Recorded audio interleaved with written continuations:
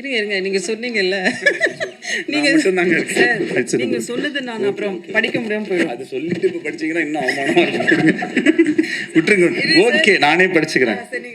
காதலி திரையில் காளியாவாதி எல்லாருக்கும் ரொம்ப சந்தோஷம். ஒரு நிமிஷம் மேடம் விட்டுருங்க மேடம் ப்ளீஸ். அவர் வேற போயிட்டாரு சார். எஸ்ஏ சுரேஷ் சார் போயிட்டாரு. ப்ரிப்பேர் பண்ணலன்ட்டு காதலை திரையில்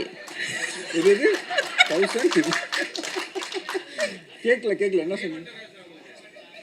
ஐயோ அப்படிலாம் இல்லை, எழுதிட்டு வரல நீங்கள் நினச்சிடக்கூடாதுல்ல.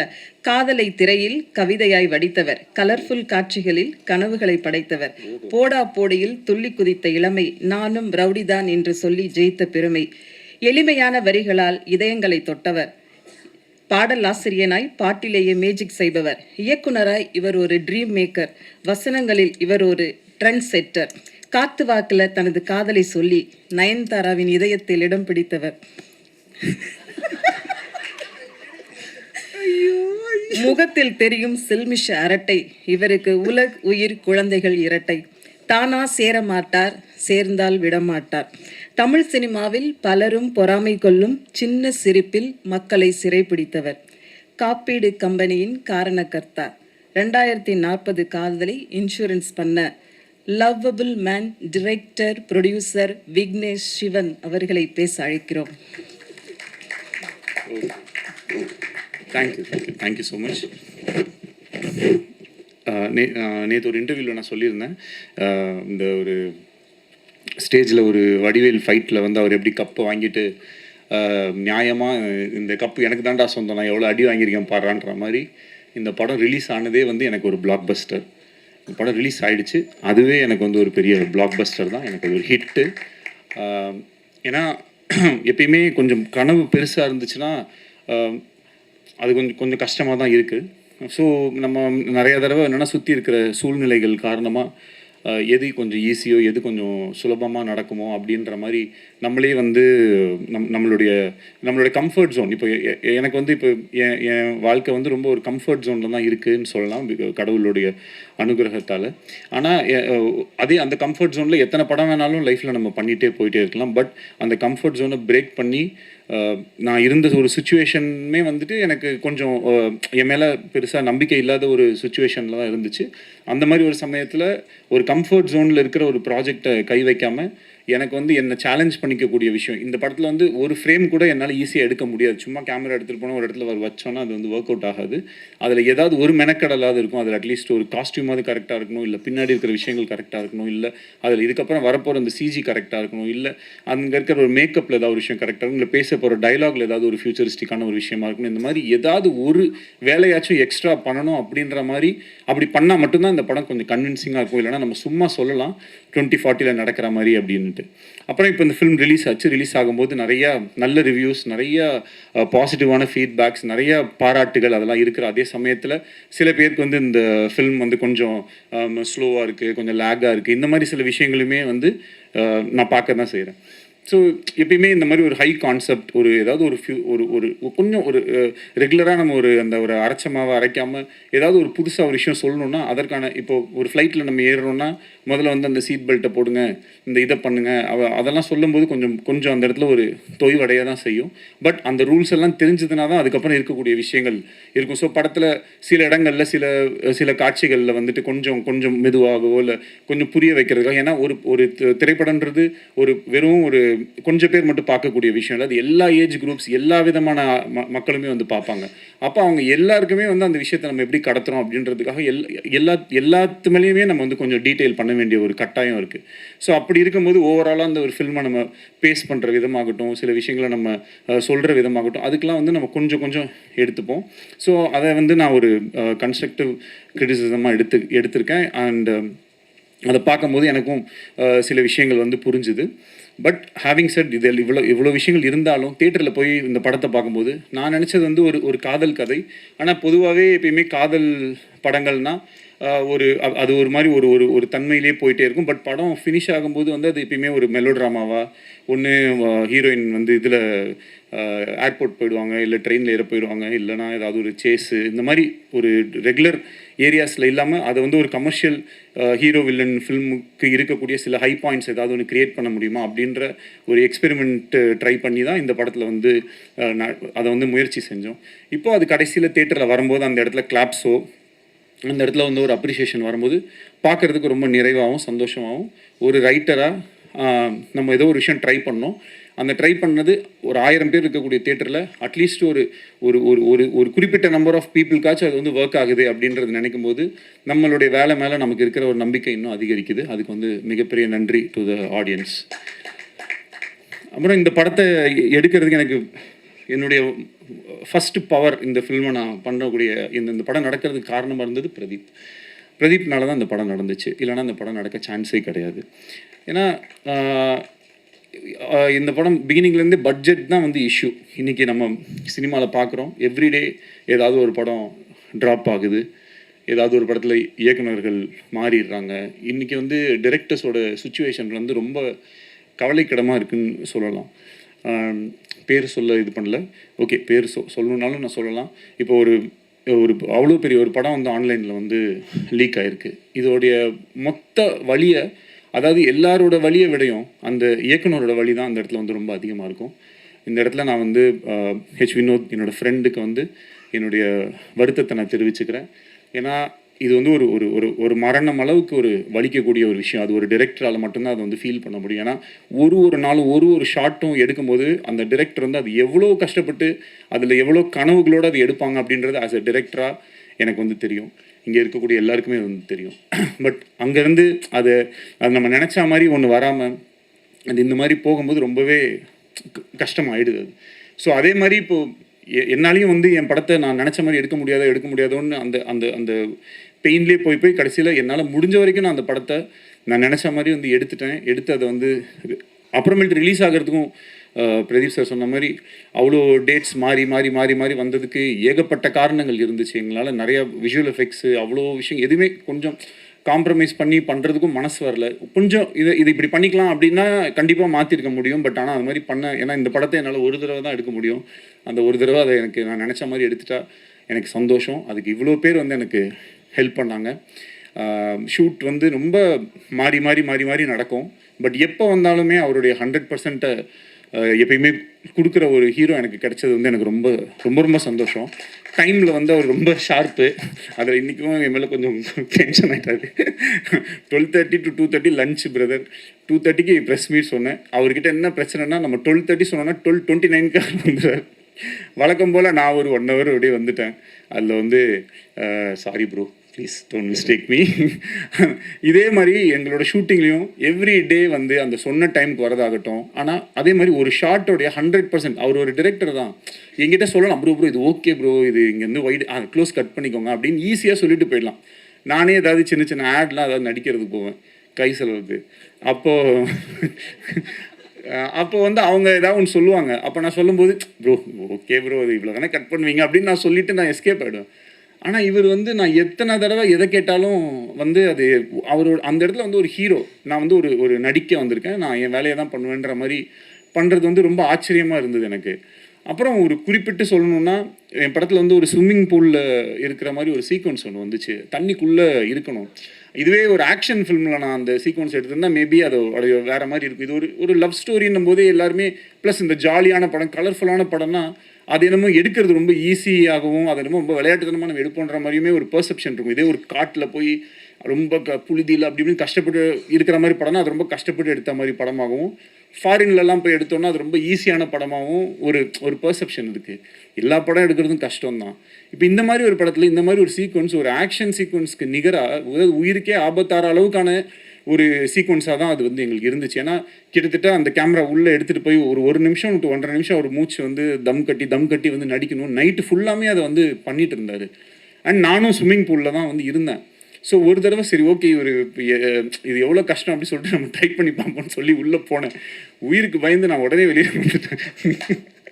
ஆனால் அவ்வளோ தடவை பண்ணி காலையில் 5:30 6 மணி வரைக்குமே வந்து அந்த சீக்வன்ஸை அவர் பண்ணி முடிச்சுட்டு கூட ஏன் ப்ரோ என்னை போட்டு இப்படி டார்ச்சர் பண்ணுறீங்கன்னு சொல்லுவாருன்னு பார்த்தா அப்புறம் ஓகேவா கரெக்டாக வந்துடுச்சா எடுத்துக்கலாமா இன்னும் எதாவது எடுத்துக்கலாமா அப்படின்னும்போது ஒரு ஆக்டராகவும் ஒரு டிரெக்டராகவும் அந்த இடத்துல வந்து அவர் என்னை ரொம்ப இந்த மாதிரி நிறையா நான் ரொம்ப என்னை லைஃப் டைமில் வந்து என்னால் மறக்க முடியாத நிறைய மொமெண்ட்ஸை வந்து எனக்கு பிரதீப் கொடுத்துருக்காரு. அதுக்கு வந்து ஹார்ட்ஃபெல்ட் தேங்க்ஸ். இன்றைக்கி இந்த படத்துக்கு வந்து மிகப்பெரிய ஓப்பனிங். ஏன்னா மேபி இந்த படம் வந்து டிரெக்டட் பை வேறு ஏதாவது ஒரு பேர் போட்டிருந்தா இன்னும் பயங்கரமாக கூட ஓப்பனாக இருக்கலாம், சொல்ல முடியாது.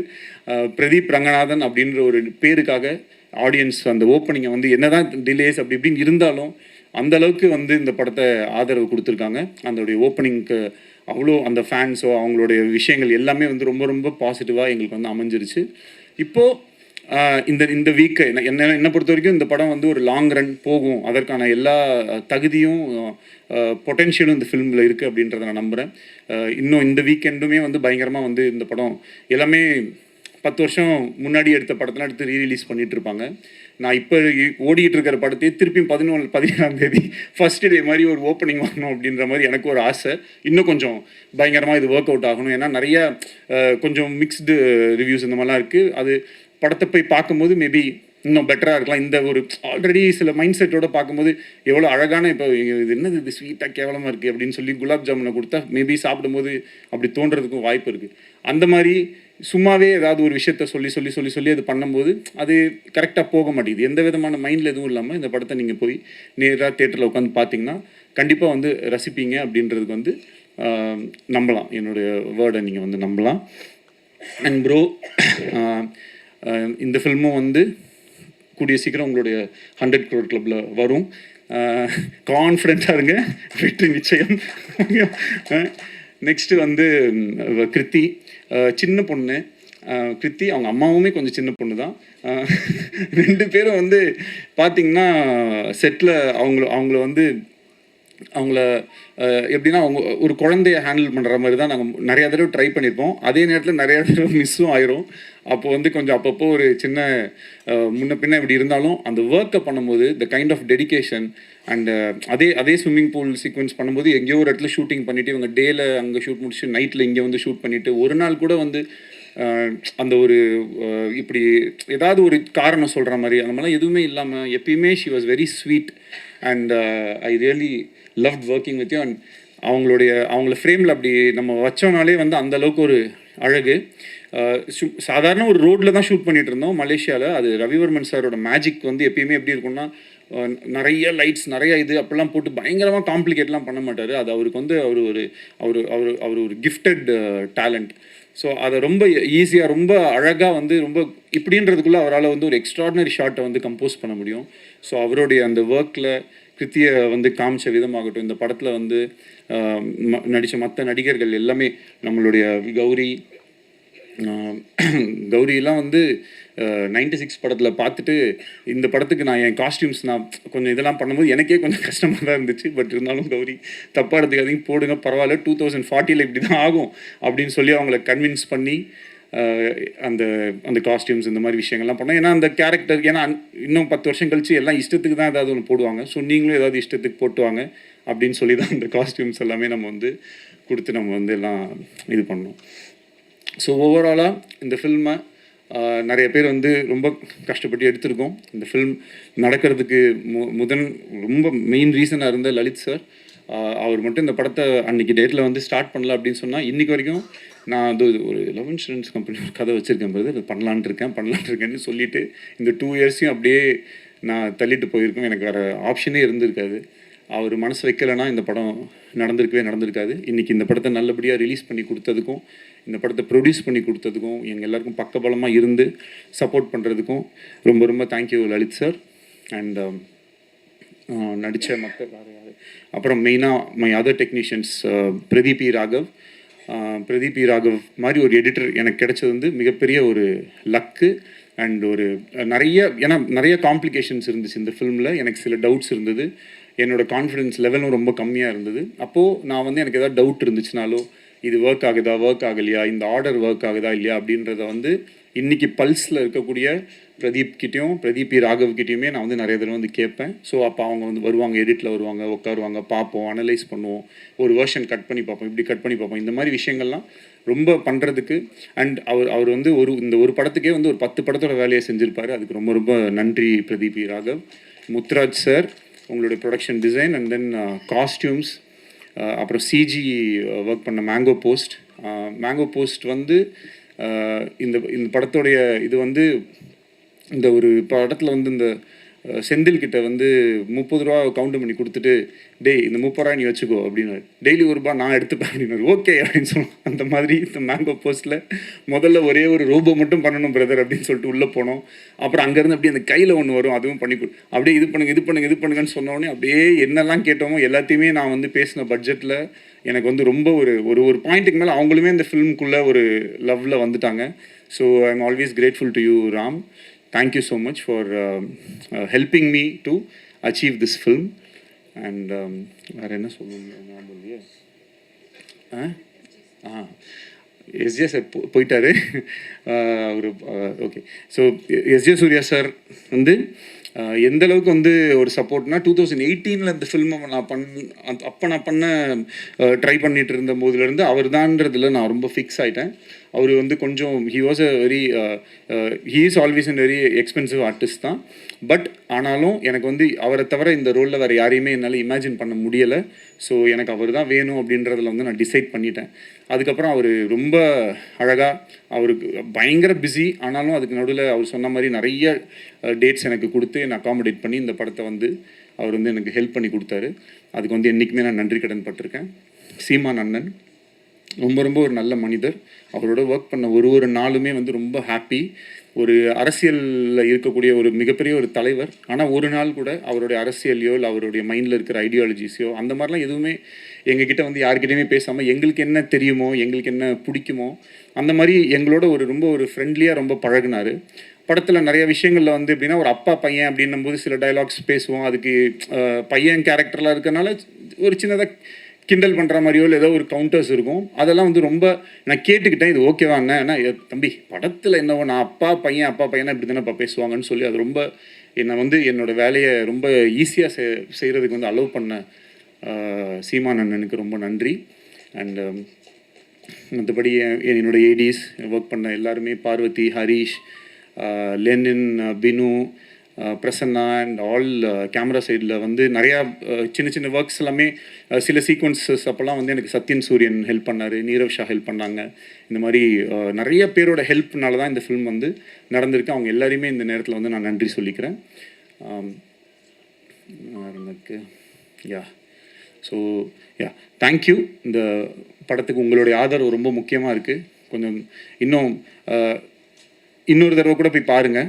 அந்த படத்தில் வந்து என்னுடைய மைண்டில் நான் வந்து இந்த மெட்ராஸ் அப்படின்னு நான் பிறந்து வளர்ந்த அந்த ஊரை எப்படிலாம் நான் கற்பனை பண்ணியிருப்பேனோ அதெல்லாம் எடுத்து பார்க்குறதுக்கு இந்த மாதிரி இந்த யூனிவர்ஸ் வந்து எனக்கு ஒரு வாய்ப்பை கொடுத்ததை நான் ரொம்ப சந்தோஷமாக நினைக்கிறேன். அண்ட் என்றைக்குமே அந்த கோலிவுட்னு ஒரு சென்ட் தாமஸ் மவுண்டில் ஒரு போர்டு இருக்க மாதிரி ஒரு ஷார்ட் ஒன்று வச்சுருப்பேன். அது வந்து என்னுடைய ஆசை. எப்பயுமே நம்ம இண்டஸ்ட்ரி வந்து அந்த மாதிரி ஒரு இதில் இருக்கணும் அப்படின்றது என்னுடைய ஒரு பர்சனல் இது. அது எல்லாத்தையும் ஒரு டைரக்டருக்கு இருக்கக்கூடிய ஒரு பெரிய கிஃப்ட் அதுதான். அவங்க நினைக்கிறத அவங்க வந்து எடுத்து அட்லீஸ்ட் ஒரு ஸ்க்ரீன்லேயாவது பார்த்துடலான்றது. ஸோ இது எல்லாத்தையுமே நான் அந்த ஸ்க்ரீனில் பார்க்கும்போது ஆடியன்ஸும் கிளாப் பண்ணும்போது மொத்தமாக சேர்த்து எவ்வளோ தான் நம்ம கஷ்டப்பட்டிருந்தாலும் இன்றைக்கி இந்த படம் ரிலீஸ் ஆனதை மக்களோட பார்க்கும்போது எனக்கு கிடைக்கிற சந்தோஷத்துக்கு ஈடு இணை வேறு எதுவுமே இல்லை. அதுக்கு மிகப்பெரிய நன்றியை சொல்லி உங்கள் எல்லாருக்கும் தேங்க்யூன்னு சொல்லி விடைபெறுகிறேன். நன்றி, வணக்கம். Thank you so much. PRO Yuvaraj team எங்க யுவராஜ் பிரதர் ரொம்ப தேங்க்ஸ். எது இல்லை நம்ம அண்ணன் தானே. So thank you so much. இன்றைக்கி வந்து நீங்கள் இல்லைன்னா இவங்க யாருமே ஸோ அப்புறம் இந்த இன்ஃப்ளூயன்சர்ஸ் இந்த மாதிரி நிறைய பேர் வந்து கொஞ்சம் முன்ன பின்ன அப்படிலாம் போட்டுட்ருக்காங்க. அதுக்கெலாம் வந்து நமக்கு இதுக்கு மேலே வந்து செலவு பண்ணி இருந்த காசு எல்லாத்தையும் படத்துலேயே செலவு பண்ணிட்டேன். ஸோ தயவு செஞ்சு நீங்கள்லாம் சேர்ந்து ஏதாவது ஒன்று ஹெல்ப் பண்ணி அவங்க வந்து என்னென்னா இன்றைக்கி வந்து ஒரு இந்த தம்ப்நெயில் கல்ச்சர் இருக்குது இல்லையா. இப்போ நானும் கொஞ்சம் ஏதாவது தம்ப்நெயில் வேணால் கொடுத்துட்றேன்.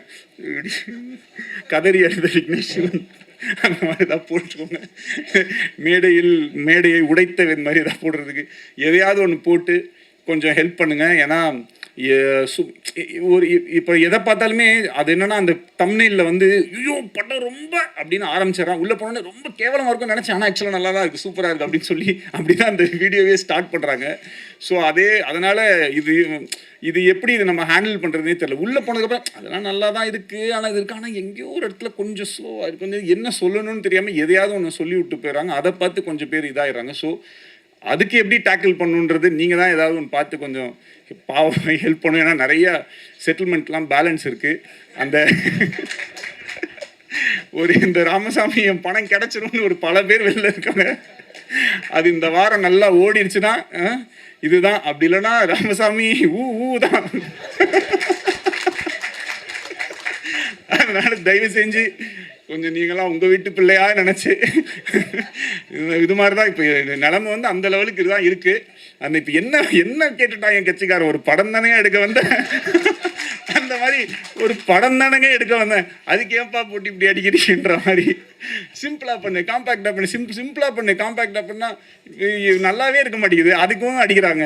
இன்னும் அது எப்போ பார்த்தாலும் இதே மாதிரி எடுத்துக்கிட்டே இருக்குங்க. புதுசாக ஒன்று பயங்கரமாக பண்ணால் அதில் எது இல்லையோ, நான் கேசரி பண்ணால் மட்டும் ஏன் காரமாக இல்லைன்னு கேட்குறேன். கேசரி எப்படி காரமாக இருக்கும்? நான் என்ன பண்ண சிக்கன் குழம்பு ஊற்றுனா அதில் ஏன் இனிப்பாகவே இல்லைன்னு கேட்டிங்கன்னா இதுக்கு என்ன பண்ணுறதுன்னு நமக்கு வந்து தெரியல. இந்த படத்துக்குள்ளே சில நல்ல விஷயங்கள் இருக்குது, அவ்வளோதான். ப்ளஸ் பயங்கரமாக படம் எடுக்கிறது என்னால் பயங்கரமாக எடுக்க முடியுமா நீங்கள் சொல்லுங்கள்? ஓரளவுக்கு தான் நம்மளால் எடுக்க முடியும். அந்த ஓரளவுக்கு எடுத்ததை கொஞ்சம் ஜாலியாக வந்து பார்த்துட்டு அழகாக அதை ரசிச்சுட்டு உங்களுக்கு பயங்கரமாக கோவம் வந்துடுச்சா மனசுக்குள்ளேயே வச்சுக்கோங்க. இல்லை ஏதாவது என் ஃபோன் நம்பரோ இல்லை ஏதோ ஒன்று எங்கேயாவது ஒரு இடத்துல நிச்சயமாக என்ன பார்ப்பீங்க. அப்போ சைடில் வந்து என்ன சொல்லுங்க, டி ஏன்டா இப்படி பண்ணேன்னு. அதை விட்டுட்டு அதுக்கு ஒரு வீடியோவை போட்டு மொன்னு சொல்லி ஏன் அப்படி பண்ணி. ஸோ அதனால் நிறையா மறுபடியும் சொல்லிக்கிறேன், செட்டில் பண்ணணும். ஸோ பார்த்துக்கோங்க. ஸோ கரெக்டாக பார்த்து தயவு செஞ்சு எல்லாருமே கொஞ்சம் ஹெல்ப் பண்ணி இந்த படம் April 17th வந்து திருப்பியும் நாங்கள் வந்து ஓப்பனிங்கை க்ரியேட் பண்ணி இந்த படத்தை பயங்கர ஹிட்டாக்கி நான் செல்லக்குட்டி பிரதீப்க்கு அந்த 4th 100 crore சொல்லி போஸ்டரை ஒட்டியே ஆகணும் அப்படின்றதுல உறுதியாக இருக்கும். தேங்க்யூ. இந்த மாதிரி வந்து விக்னேஸ்வரன் சார் எந்த ஸ்டேஜ்லேயும் பேசினதே இல்லைன்னு நினைக்கிறேன். அவ்வளோ வந்து இதுக்கு மேலே என்ன சொல்கிறது, செட்டில்மெண்ட் பண்ணணுன்னே சொல்லிட்டாரு. இதுக்கு மேலே எல்லாமே ஒரு அழகாக பேசி முடிச்சிட்டாங்க அந்த டீமு. ஆக்சுவலி LIK படத்தில் வந்து S.J. சூர்யா, பிரதீப் ரங்கநாதன் 2 பெரிய இயக்குநர்களை இயக்கியிருக்காரு. இயக்குநர்கள்லாம் நடிகராகிற வரிசையில் எப்போ விக்னேஸ்வரன் நடிக்க போகிறார் அப்படின்ற கேள்விகளாக நம்மளுக்கு இருக்குது. ஆனால் அடுத்த வெற்றி விழாவில் கண்டிப்பாக பேசுகிறதா சொல்லியிருக்காங்க விக்னேஸ்வரன் சார். மீண்டும் வெற்றியில் சந்திக்கலாம். வந்திருந்த அனைவருக்கும் அன்பும் நன்றியும். Thank you so much. Take care. Bye by.